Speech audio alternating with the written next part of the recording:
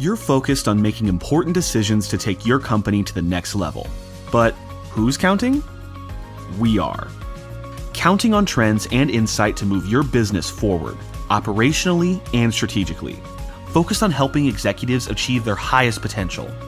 But Who's Counting is a podcast shedding light on and breaking down critical issues and opportunities for businesses. Brought to you by Anders CPAs and Advisors. I'm Missy Kelley. And I'm Dave Hartley. And today we interviewed Bill DeWitt III, president of the St. Louis Cardinals. And it was a fascinating conversation.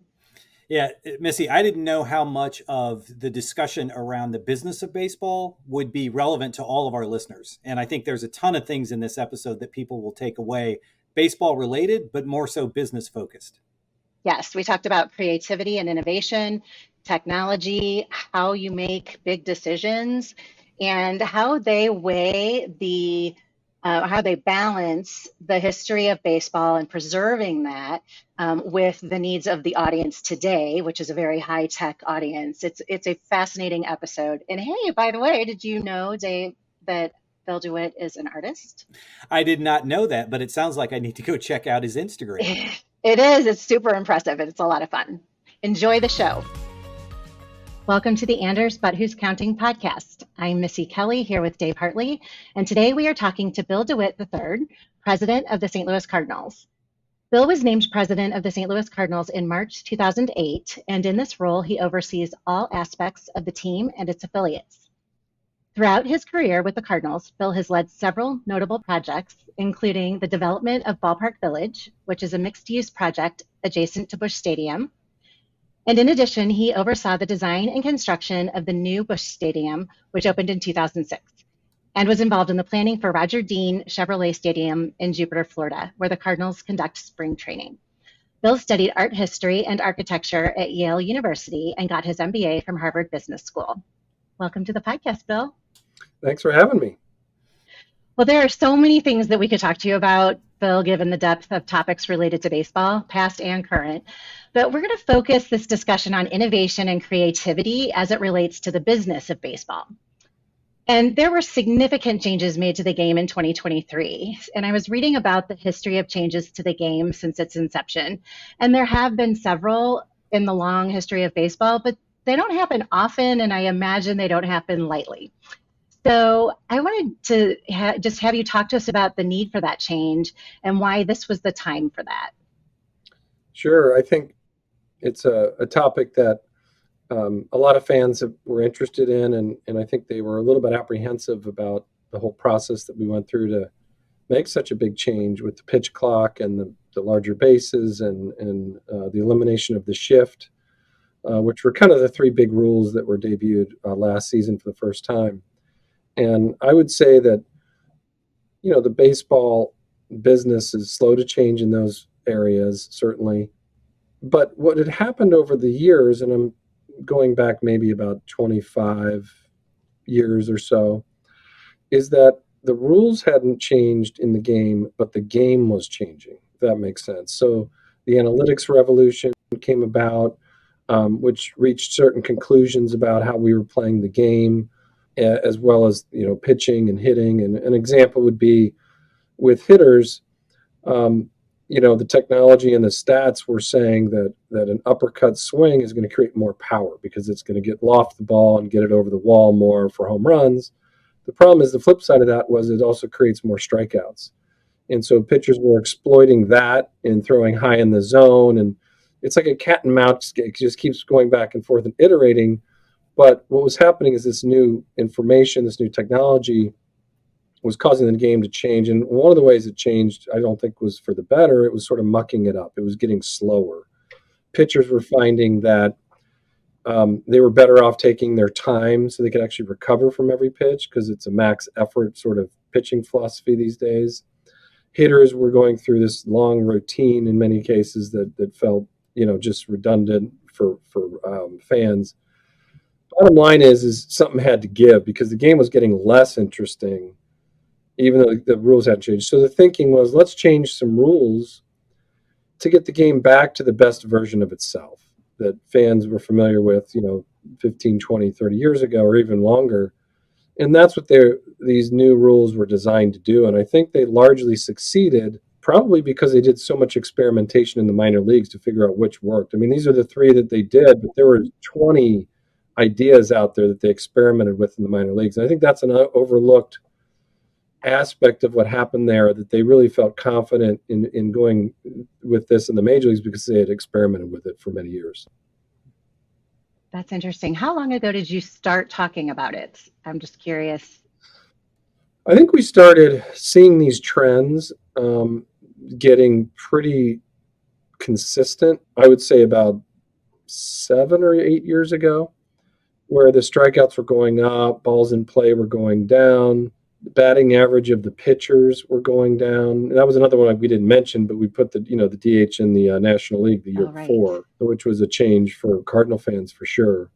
And these were things that were undeniable. They were trend lines that just kept going up and up and up, or down and down and down, depending on which issue. And it was clear that some sort of change needed to be made. So, Bill, actually, I have a question on that. So when you think about that, you've really got two opposing forces that you're trying to balance. One being sort of this incredible history of success with the franchise. You've got an incredibly strong and loyal fan base. But then, as you've been talking about, the game was changing. So how do you think about balancing those things, sort of respecting the past, but also, and that's one of the things we hear from our clients and prospects, is just as you start to go into the future and innovate, it means change. And that's really uncomfortable for a lot of people. So I guess from your perspective, as you think about those two things, how do you try to balance those forces? Yeah, I would say with the rules changes, it was largely driven by the central baseball office and the whole game. And so I always enjoyed doing fan events with either season ticket holders or what I do a lot of different events with fans, and I find that just showing them the data is the most helpful thing, because then they start to think about the problem from the standpoint of the overall system instead of just maybe what they would initially react to the problem with. So, and then just appealing to the history and the tradition, like how many people in this room want to see a pitch clock before they knew anything about it. And I knew this was kind of coming, and not many people would raise their hand. But if you pose the question, how many people would like to see the game played the way it was played in 1970, 1980, early 90s, rather than the way it's played today, and you'd get 95% of the people raise their hand. And so I think that's what baseball's insight was, is that it's how you frame the problem and how you communicate with fans who are so passionate about the game, so that they understand that we're trying to create a better version of the game through rules changes in this case, and that the end result is not something that was reached lightly. It was like a goal, a North Star is to find the best version of the game itself, and that appeals pretty much to everybody. Was the length of the game affecting viewership or attendance, do you think? It's hard to say because there's so many other factors involved. I don't necessarily think it affected attendance the way, for example, team performance does, or weather events when you're looking at it on a game-by-game basis or anything like that. But you could tell that we were sort of losing ground in the entertainment space to some things that were clearly more digestible. The games were getting to be about 3 hours. I think they peaked at about 3 hours and 10 minutes average. And playoff games are going even longer. They were, many of them were going over 4 hours. Yeah. And the pitch clock literally fixed it overnight. We cut essentially just under 30 minutes off the length of these games. And I don't really know anybody in the industry other than perhaps a few pitchers who felt like, that recovery time issue, maybe hurt them or whatever. But I mean, everybody from the players to executives to people that are, have to be at every game, whether they're general managers, et cetera, people that work the games behind the scenes, and the fans themselves. They're like, I'm much more interested because this pace is better. And then you're home earlier, you have your fun, but it doesn't just get unnecessarily dragged out. Bill, you mentioned the 70s, 80s, kind of the game in that era. And when I think back to those days, really, it didn't seem like there was much competition for baseball. So it was like in the summer, that was all there was baseball. And now when I think about today, there's so many other things going on. And you mentioned more short form type of entertainment. So when you think about that, has the competition changed? When you think about as a business, who you're competing with, has that changed? Has that evolved over time? And is there one or two particular threats that, as you're assessing the landscape, that kind of come to the forefront of these are the things we really have to deal with? Yeah. I would say that there's two ways to answer that. One is to say that, baseball is a sport that is very different than the other sports, the other professional sports that we're all familiar with. And I personally believe that baseball needs to look closely at what they're doing well, but also understand baseball's unique difference from them. Just as an example, hockey, which is a sport I love, I'm a big Blues fan and I play hockey myself still. It's just different. It's a winter sport. There's this high pace, high energy at every moment. Your sort of edge of your seat entertainment. Basketball, maybe not quite like that, but also the winter sport that has half as many games as baseball. Football, also different. Appointment viewing, it's on Sunday. I mean, they've expanded the schedule, but basically it's that sort of national product that people follow teams outside of their market a lot more perhaps than the other sports, which can be a little bit more regional. But also mostly in the off season. Baseball is that slower paced product in terms of any one game. There's obviously exciting points. The pressure builds usually during the game as the outcome moves towards, this unknown ninth inning tension. But it's also the sport of the summer, and it's every day almost, very few off days. So, baseball becomes this generational, I think, thing because it's part of your life in the summer. And I think that's something that St. Louisans know very well, particularly the older generations when they were gathered around the radio, or that might have been background with Harry Carey and Jack Bach as they, cooked out and, in the summer evenings. And it's changed, but that's still essentially what baseball is. It's that soundtrack of the summer. And we're also the sport that has more inventory than any other sport, 81 home games. And we have a ton of capacity in these stadiums. And as a result, the pricing is different. Of course, those green seats behind home plate at Busch Stadium are going to be pricey, $200, $250, all-inclusive, high-end experience, best seats. But then on 90% of our games, you can find a ticket for less than $10. And really? That's just what you cannot say that about the other sports. And of course, we have our upper deck with all sorts of things. We have theme nights and promotions and all these things that are designed to get people to come out to the ballpark and enjoy it and talk about the history and the tradition and make it a great summer evening. So I think we should celebrate how we're different from the other sports while keeping an eye on what's attracting the growth and the interest in these other sports too. And then, so the second half of the question, I'm going to talk about, competing with something else. And that is, and this is what all sports are competing with now too. 20 years ago, there was no such thing as a cell phone in everybody's pocket. We were sort of the early days of cell phones, and our kids didn't really have them. Or now kids are spending 2-3 hours a day on a device, and that time is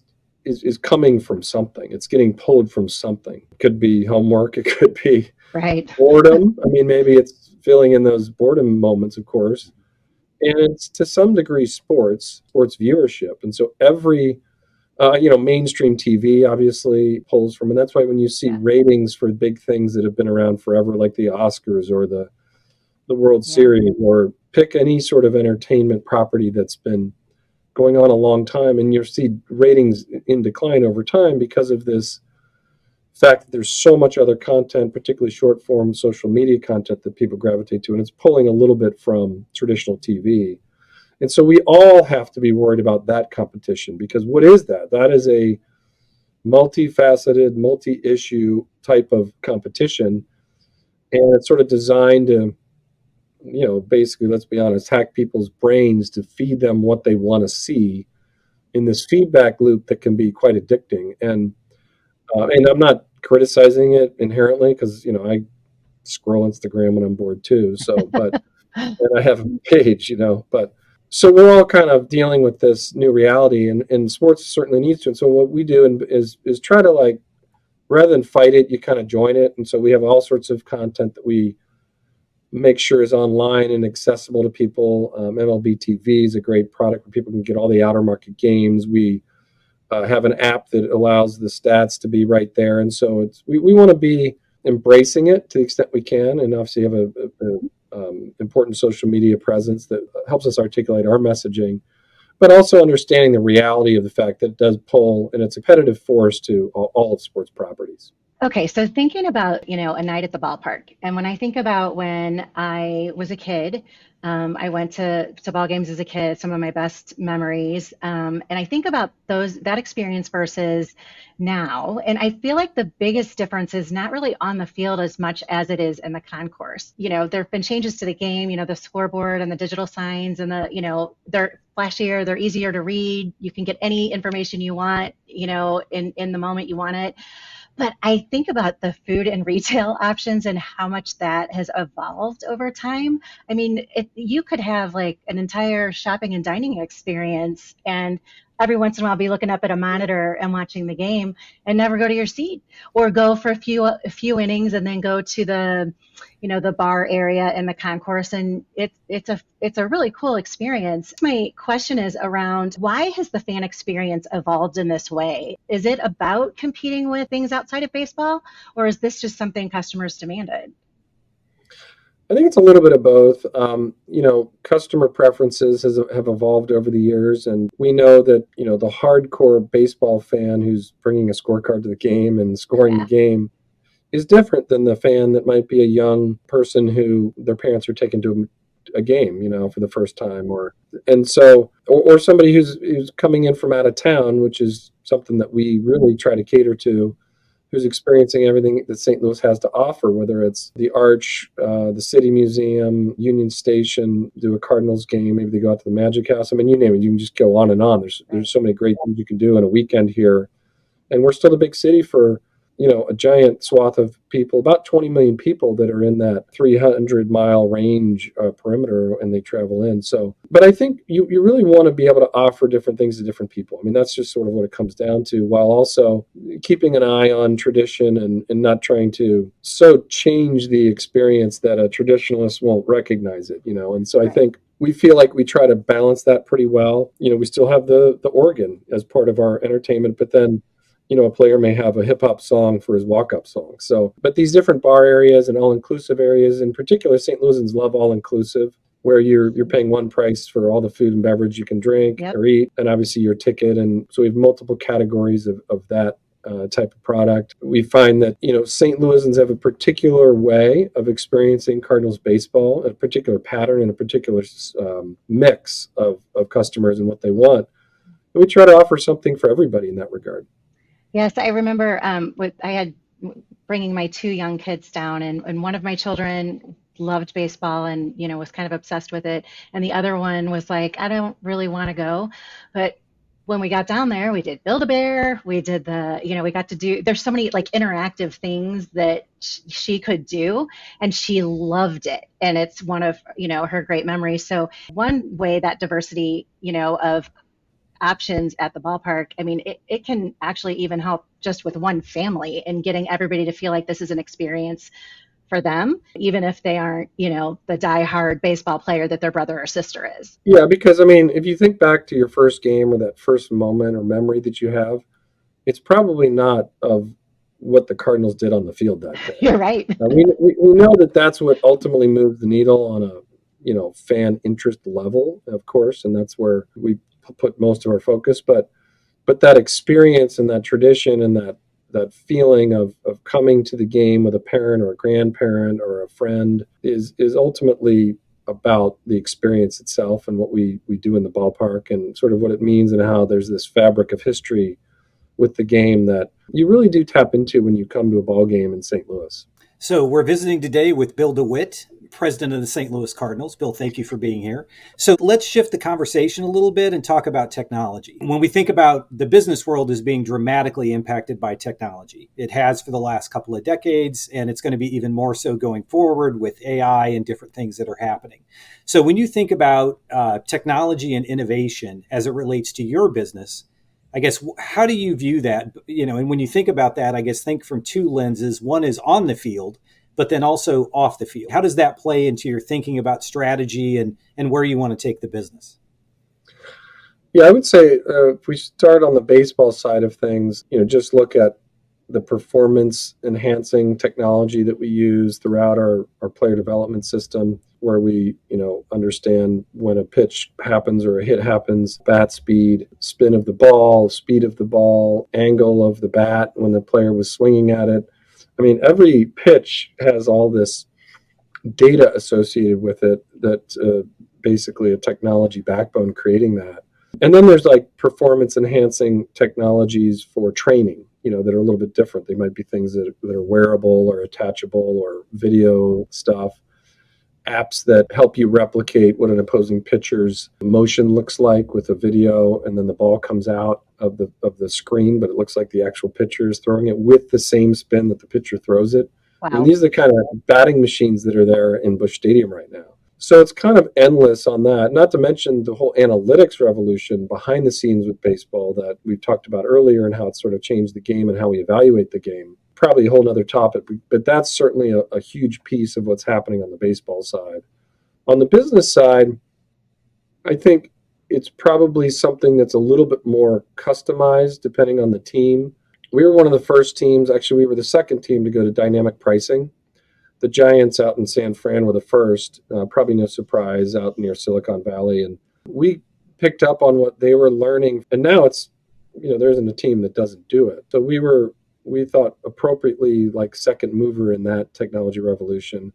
And what that allows us to do is essentially just properly price our tickets. It's just a fact that, a Friday night June game against the Cubs is going to be more attractive than a Tuesday night, early April against a team that, might not be that exciting for our fans. And so the price should reflect that difference. And also, we find that it can help us when we've got a really hot situation happening.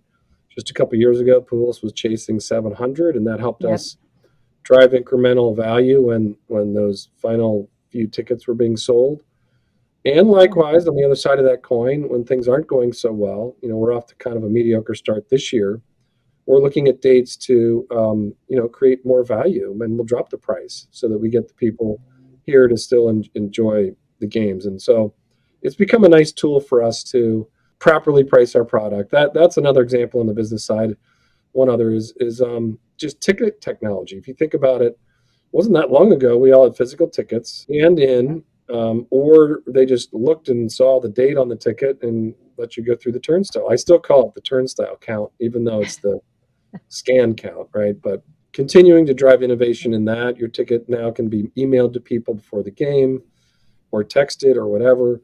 That's a whole sea change in how we run the business. Allows us to understand our customers a little better. They get their ticket in the app, the ballpark app. And there's some other things we can do technology-wise in that. So it's kind of limitless. Our social media presence, obviously, we talked about that a little bit, is a function of really being on top of the technology. What's the best way to get our message out there? We find that we're constantly chasing the algorithms a little bit, because when you try to advertise on these various social media platforms using the followers that you have, they won't even post it on their feeds. You got to pay for that, right? So they're pretty devilish in terms of their ability to force you to try to figure out this algorithm so that you can reach fans with messaging, but also create content that they're interested in. And that's ultimately what we're trying to do in social media, is give people content so that it creates interest and engagement in the product. So I know the season ticket holders are a significant value from a revenue stream standpoint. And I'm wondering, as all of this has evolved, the technology, the way the game has changed, has there been feedback from season ticket holders that have driven any decisions or that influence kind of where you head? For sure. I mean, we still view season tickets as the foundational aspect of our whole ticketing game plan. And the Cardinals are proud to be a team that's able to draw $3 million a year if we have decent teams, which not many clubs can say that, only a handful. And not many regularly reach that milestone. So, tribute to the amazing fan support that we have. But the foundation of that is the season ticket base. And it's gone up and down a little bit over the years, depending on various factors. But we try to create a set of things that give the season ticket holders a feeling that because they're a season ticket holder, they have this set of benefits that they otherwise wouldn't get. First and foremost, it's, you have the right to buy playoff tickets, which that's sort of the promised land. That's a big deal. Yeah, that's a big deal. And then instantly there's value there. They can flip them for even more on the secondary if that's what they want, or come to the game and enjoy it. This year, for the first time, we provided a discount on concessions, food and beverage and retail, for season ticket holders. Reflects the feedback we got from them, that was their biggest complaint, if you will, of Cardinals baseball, was the price of concessions and merch. And so being a season ticket holder gives you a discount to those things during the game now. We have fan surveys that are now standard throughout the league, and then we add to them that are online. We send them to people that have just been to a game. We do a lot of looking at that to see where their issues might be, from something as simple as, oh, my seat in section 152 was kind of broken and go fix it, to concession pricing concerns, or an issue with something that happened during the game that they had to talk to the usher about, or it didn't get solved, or a fan thing, or who knows. But the other thing we get a lot of feedback on is just how we should do our jobs. Just kind of funny, right? I bet. Everybody's a closet general manager, of course. So we get a lot of input, I'll say, from our fans on various things too, which is kind of funny. We try to keep a handle on the trends of what people are saying without looking at every last item. Sure. So let's talk about the link between creativity and innovation. So I heard Adam Wainwright on a podcast the other day being interviewed, and I follow your art that you've put out on social media. On Instagram is where I usually see it. And I know you studied history and architecture. And I guess my question is that, how does exercising the creative part of your brain help you in the business side of life, or does it? It definitely does help me. I think what it does is it just kind of gives me confidence to be visual in explaining things, or in evaluating things that relate to our brand. I'll give you a couple examples. If I go around the concourse and I see some things during a game, or even after a game or something, and I see something that just looks wrong, or could be fixed, or I have a question about it, I'll instantly take a picture, I'll make notes on the thing, and I'll send it to our stadium ops folks. Or I might get even more detailed and throw it into a computer program and look at different paint colors of a suite that we're repainting and try those on, because I have this knowledge of some graphics programs that just do myself. And not everyone in my position needs that skill, but Sure. I try to use it wherever I can. The other thing is things like our City Connect uniform, which we're about to debut, other uniform changes and thoughts that we've had over the years I've been directly involved in. And that's been really fun, because we have such a great logo, such a great classic uniform, and tweaking that and thinking about how to best maximize that through the programs that MLB has, with such as City Connect, or the way we innovate every about 5-10 years on jerseys and things. So I do enjoy being able to visually communicate to people. We have this huge promotional products approach to our fan engagement, whether that's bobbleheads or T-shirts or hats, and the team knows to run stuff by me on occasion to just get my take on how something looks, or how we might make it more interesting visually. So there's a lot of ways that I use that skill with my job. I don't think it's like a prerequisite, but I find it a fun way to be able to get involved in some things that are a little bit more fun, being part of baseball, and rolling up my sleeves and being part of that decision making. So, and you mentioned bobbleheads. My Whitey Herzog bobblehead is right over there. So You can't see it, but yeah, that's a great way to create engagement. So Bill, when we talk to a lot of business owners, they're focused on growth, trying to figure out how they can grow the business. So when you think about, is that introducing new products? Is it entering new markets? So I'm sure it's the same for the Cardinals. When you think about legalized sports betting, TV rights, all those types of things. But when you think about growing revenue streams for the business, have the sources of revenue, have they changed significantly in the last couple decades? And when you think about diversifying revenue streams, new revenue streams, what are the things that come to mind? And what's the process you go through to sort through your potential options? You've done major construction projects. When you think about all these things that are out there, I guess, what's the process you go through and how do you make those choices? Yeah, I would say the overall revenue categories are largely the same as they've been for many, many years. You have your ticket revenue, you have your sponsorship revenue, corporate sales, where companies are affiliating with the Cardinals in various ways to reach our fans. And then you have the game day revenues of food and beverage and concessions. And then you have TV revenue and radio revenue that is in a sort of period of disruption because local TV is with cord cutting and everything is a whole other topic, but it's an area that is changing rapidly that we're paying very close attention to. Sure. So those categories are largely the ones that you have to grow. There are perhaps some new ones that maybe weren't even in the categories at all of late that we've started to exploit, like Ballpark Village is an example of something that didn't exist many years ago. So, and many clubs are pursuing that now. So I think it's about really understanding where the industry is headed, really keeping an eye on your competitors and seeing where they've been innovative, but also really understanding your market. For example, in St. Louis, we know that we have this great fan base in a metro that's about 2.7 million, but that we also take advantage of this wonderful outer market, which is part of that legacy territory that we all know was part of the westernmost team for many years, and we're not like surrounded by water or mountains or anything, so we have that wonderful outer territory. So we've been thinking a lot about how do we reach that group to make sure that they consider the Cardinals when they're coming to town, or maybe the Cardinals spark a interest in coming to town. And that's where I think we're doing a lot of brainstorming and thinking about how technology can leverage our messaging and how it might help us solve our local media issues. But, I think the same basic revenue categories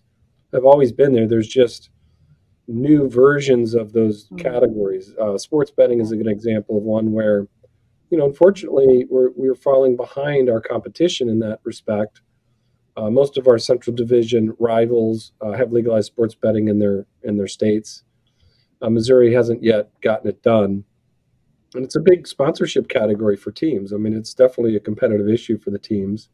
And it also creates fan engagement for a younger audience. So I've been supportive of the legalization effort. And in fact, we'll be on the ballot in November this year for that issue. That's great. Okay, well, we're going to shift now to our final segment, which is one question for you, Bill. This is our Make It Count segment, where we share one actionable takeaway that other business leaders can count on. So if you had one piece of advice on how to innovate, what would it be? I would say that for us, you obviously have to look at technology as a way to innovate. And how is technology creating the ability to either communicate better with your customers, perform the service or product, or make the product better, more efficiently than it was in the past, or even act as something that helps the product, like on the field. For example, we talked about performance technology as well. Right. So I think that has to be your first look. The second for me is a deep dive into an issue that you feel like has opportunity. I like to give a lot of my staff a lot of leeway and a lot of rope to do what they think is the right way to do things, like interact with customers and service customers and reach out to them, market our product, have the stadium run smoothly. These are all the basic functions of our business. But I also think that when we're pushing on an area, when I'm pushing on an area that needs, perhaps we're lagging in that area against other teams and some of the metrics that we see for Major League Baseball. There may be something in pattern that other teams are picking up in terms of what's working on the sales side of things. Okay. that I have, and I should, and it's on me to really understand the issue deeply, so that when I'm having those conversations with folks on my staff who are by definition in the weeds on issues, depending on the category, that we're sort of having a conversation that reflects a give and take and not just a boss subordinate relationship, if that makes sense. And that's what I find to be the most effective way of not just coming up with the right solution on how to grow and innovate, but also on how to get buy-in for executing on the plan. Because once you have a collaborative approach and everybody's sort of on the same page and there's give and take, when you arrive at what you want to do, you've arrived at it together and everybody's Right. on the same page. So it starts with a deep dive and like fully understanding the issue, so that you can lead that collaboration. Yeah, that's generally how I approach it. Because I think the worst thing you can do probably is to think you know the answer to something and push people towards that when you haven't sort of done the work that it should be the foundation of reaching that conclusion, if that makes sense. Okay, well, that was an excellent answer and a very fascinating look at the business of baseball and how innovation and creativity all combine with technology and the history to make it such an amazing sport, and especially Cardinal Nation. We are so proud of it here in St. Louis. So, Bill, thank you so much for your time. Thank you guys. Enjoyed the conversation. Thank you for joining the But Who's Counting podcast. Make sure to never miss an episode by subscribing on Spotify or Apple Podcasts, and let us know what you think by rating and reviewing. Keep up with more Anders CPAs and Advisors insights by following us on social media through the handles in the show notes. We'll see you next time.